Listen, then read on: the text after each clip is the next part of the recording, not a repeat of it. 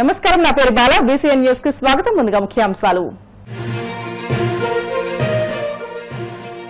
సమ్మె విరమించిన జూడాలకు వైద్య ఆరోగ్య శాఖ మంత్రి సత్యకుమార్ యాదవ్ కృతజ్ఞతలు.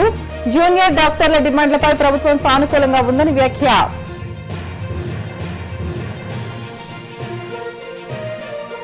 స్థానిక సంస్థల ఎన్నికలంటే వైసీపీ అధినేత జగన్ కు ఓటమి భయం పట్టుకుంది. తీవ్రస్థాయిలో విమర్శలు గుప్పించిన ఎంపీ కలిసిట్టి అప్పలనాయుడు.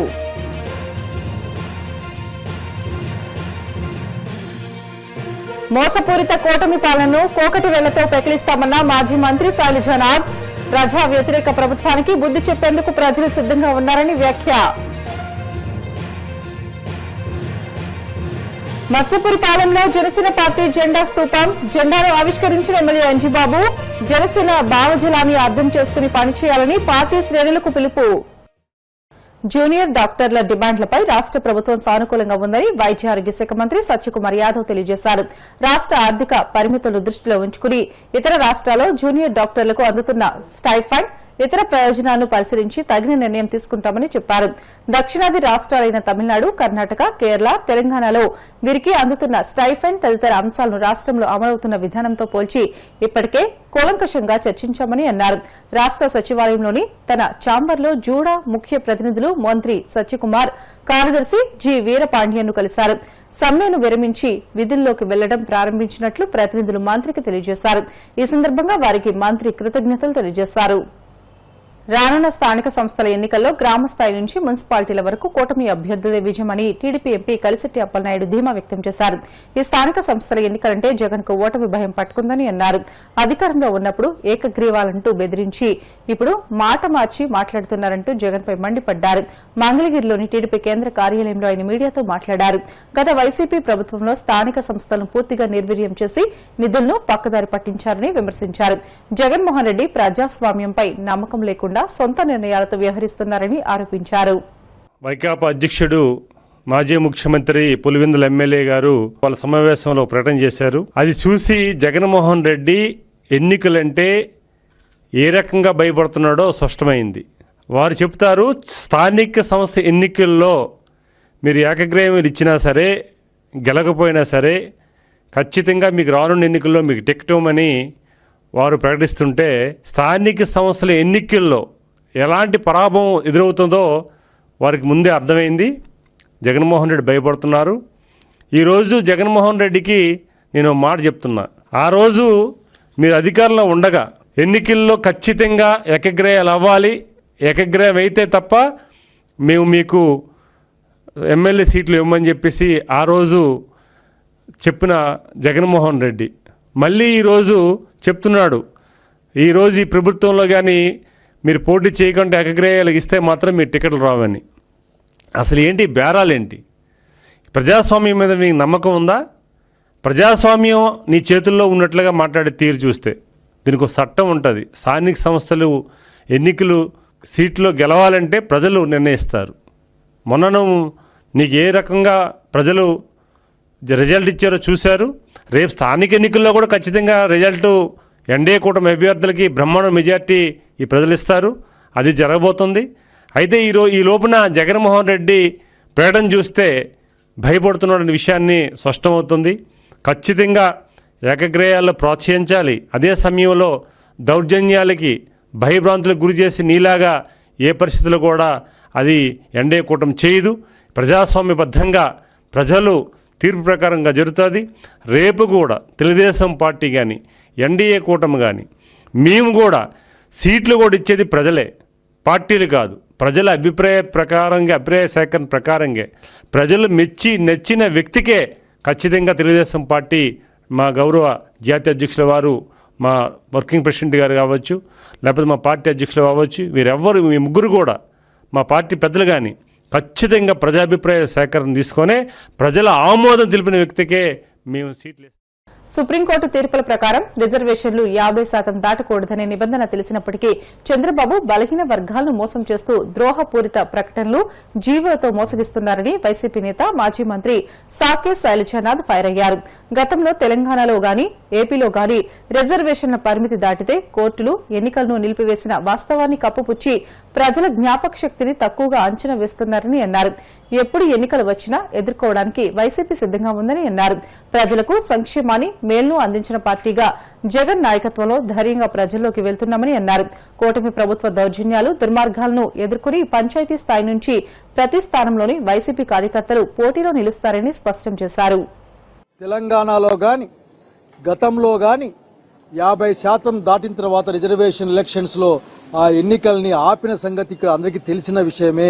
చంద్రబాబు నాయుడు గారికి అతని పక్కనున్న వాళ్ళకి ప్రజల జ్ఞాపక శక్తి ఎక్కువ ఉండదని అనుకుంటూ ఉంటారు కాబట్టి నిరంతరం అబద్ధాలు చెప్పే ప్రయత్నం చేస్తారు, మోసం చేసే ప్రయత్నం చేస్తారు. వైఎస్ఆర్ కాంగ్రెస్ పార్టీగా ఎప్పుడు ఎన్నికలు పెట్టినా సరే ఎదుర్కోవడానికి సిద్ధంగా ఉన్నాం. ప్రజల్ని నమ్ముకున్న వాళ్ళం. జనం కోసం రాజకీయాలు చేసే జగన్మోహన్ రెడ్డి గారి నాయకత్వాన ప్రజలకు మంచి చేశాం కాబట్టి ధైర్యంగా ఉన్నాం.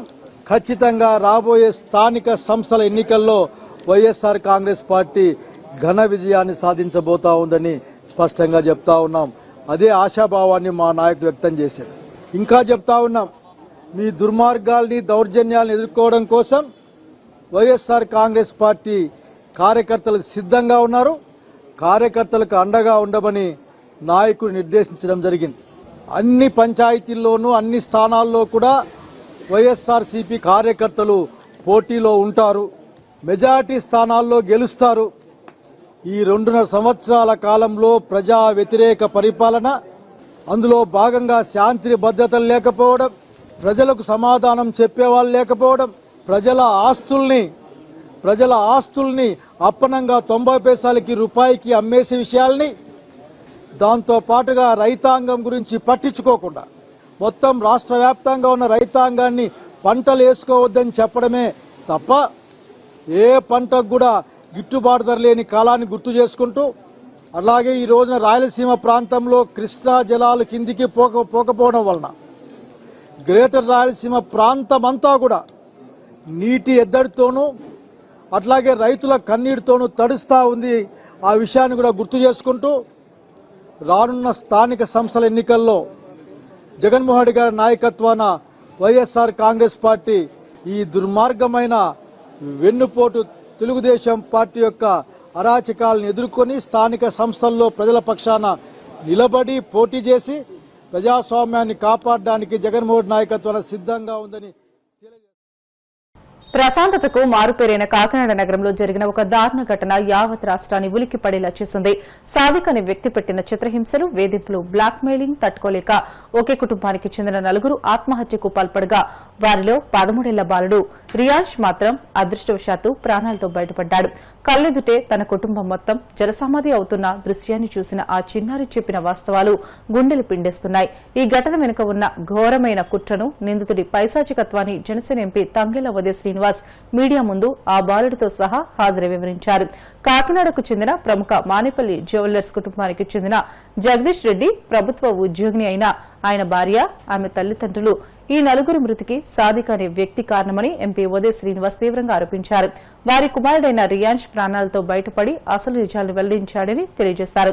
జిల్లా కలెక్టర్ను కలిసి సాదిక్ కబ్జా చేసిన ఆస్తులన్నింటినీ తిరిగి రియాన్ష్ పేరు మీద మార్చాలని, తండ్రికి ప్రభుత్వం నుంచి రావాల్సిన బిల్లులను బాలుడికి అందజేయాలని, అతని చదువు, భవిష్యత్తు కోసం ప్రభుత్వం ఆర్థిక సహాయం అందించాలని విజ్ఞప్తి చేశారు. సాదిక్ అనే ఒక వ్యక్తి కనిపిస్తున్న ఈ చిన్న పిల్లోడు రియాన్ష్, వాళ్ళ తండ్రి జగదీష్ రెడ్డి, అలాగే వాళ్ళ మదరు మన గవర్నమెంట్ ఎంప్లాయీ అయిన నూకరాజు గారు, వాళ్ళ భార్య అంటే వీళ్ళ తాత, అమ్మమ్మ 4 చావుకి కారణమయ్యాడు.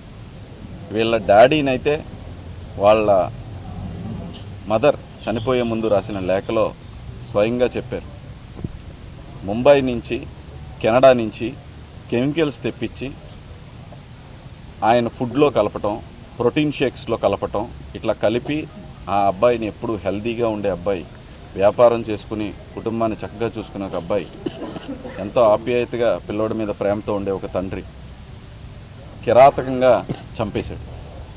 దాంతోపాటు ఆ అమ్మాయిని, వీళ్ళ తల్లిని చిత్రహింసలు పెడుతూ ప్రతిరోజు కొడుతూ, అంటే చనిపోయి అక్కడ హాస్పిటల్లో అడ్మిట్ చేసినప్పుడు కూడా అక్కడికి కూడా వెళ్ళిపోయి మిడ్ నైట్ ప్రోటీన్ షేక్లో కలిపిచ్చారని స్వయాన ఈ అబ్బాయే చెప్తున్నాడు. అలాగా అతన్ని చంపే వరకు కూడా వదిలిపెట్టకుండా చంపేసి తర్వాత ఈ అమ్మాయిని అన్ని విధాలుగా వేధించాడు. మానసికంగా, శారీరకంగా ఉన్న ఆస్తులను అన్నిటిని కూడా తీసేసుకుని వాళ్ళ ఏదైతే బ్యాంక్కి లింక్ అయి ఉన్న ఫోన్ నెంబర్స్ని తీసేసుకుని వీళ్ళ తాతయ్యలు అమ్మమ్మల నెంబర్లో బ్యాంకుకి లింక్ అయినవి కూడా తీసేసుకుని వీళ్ళని వీడియోలు తీసి వీళ్ళ మదర్ వీడియోలు తీసి బెదిరిస్తూ చిత్రహింసలు పెట్టి చనిపోయే 3 రోజుల ముందు కూడా ఒక గుడ్డును బాదినట్టు బాధేయడని చెప్పి ఆవిడ మొత్తం చచ్చిపోయే ముందు ఆవిడ రాసిన లెటర్లో తెలిసింది. ఈ అబ్బాయిని కూడా చాలా దారుణంగా ఈ అబ్బాయిని పెట్టి కూడా బెదిరించడం. నువ్వు గనక ఎవరి దగ్గరికైనా వెళ్ళి చెప్పావు అంటే ఈ అబ్బాయి చెప్పింది నిన్ను టెర్రరిస్టులకి అమ్మేస్తానన్నాడు అంటాడు. ఏంటంటే టెర్రరిస్టులకి తీసుకెళ్ళి అమ్మేస్తాను, నాకు మొత్తం అంతా కనెక్షన్స్ ఉన్నాయి, మీరు ఎవరి దగ్గర చెప్పినా సరే నేను నీ కొడుకుని టెర్రరిస్టుల దగ్గరికి అమ్మేస్తాను అని చెప్పి బెదిరించి ఆ సెల్ ఫోన్లో 24 అవర్స్ ట్రాకింగ్లో పెట్టి టోటల్ ఇబ్బంది పెట్టిన తర్వాత ఆవిడ ఆస్తిని వదిలేసుకున్నారు. కుటుంబాన్ని అంటే హస్బెండ్ని వదిలేసుకున్నారు. తర్వాత చిత్రహింసలకు గురయ్యారు, మానసికంగా బాధపడ్డారు, అన్నిటిని తట్టుకున్నారు.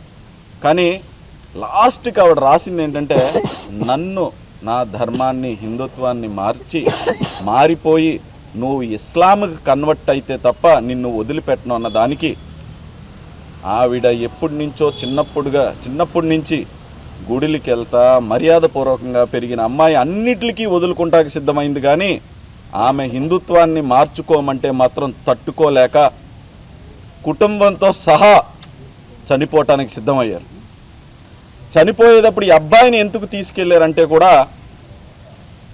బ్రతికుంటే టెర్రరిస్టులకు అమ్మేస్తాడు నా అబ్బాయిని మతం మార్పిడి చేసేస్తాడు, మారకపోతే టెర్రరిస్టులకు అమ్మేస్తానంటున్నాడు, నా ధర్మాన్ని నేను కాపాడుకోవటం అన్నీ వదులుకున్నాను కానీ నా ధర్మాన్ని నేను వదులుకోను అని చెప్పి నలుగురు చావటానికి సిద్ధమైన తర్వాత ఫస్ట్ ఈ అబ్బాయి వీళ్ళ మదరు దూకారంట.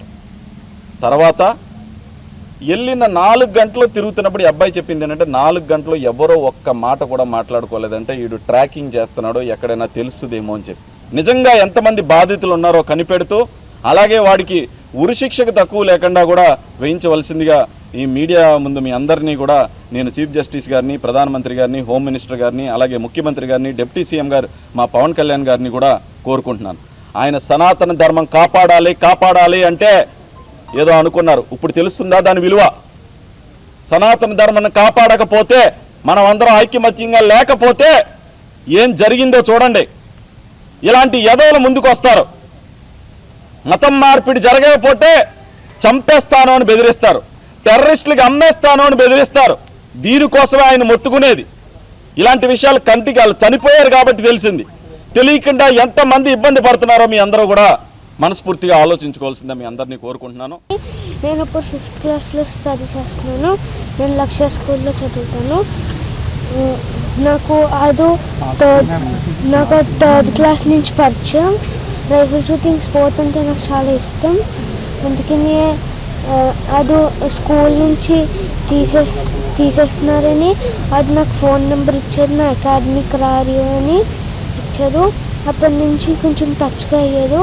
అప్పటి నుంచి మమ్మీని చాలా కొత్తదం అది స్టార్ట్ చేశారు. అప్పటి నుంచి నాకు చాలా భయం వేసింది. అదేమన్నారో నువ్వు ఎవరికైనా చెప్పినా టెర్రరిస్ట్కి ఇచ్చేస్తాను, అందరినీ నువ్వు ఇంకెవరికి చెప్పొద్దు అని అన్నాడు. నాకు చాలా ఇప్పుడు కూడా నాకు చాలా బాధగా ఉంది. అది చాలా పెద్ద పనిష్మెంట్ రావాలి. నాకైతే మమ్మీ రోజు కొట్టేది, మమ్మీ చాలా ఏడ్చేది. నాకు చాలా బాధగా ఉంది. బ్రిటన్ షార్ట్ బ్రేక్ తీసుకున్నాం. Stay with us.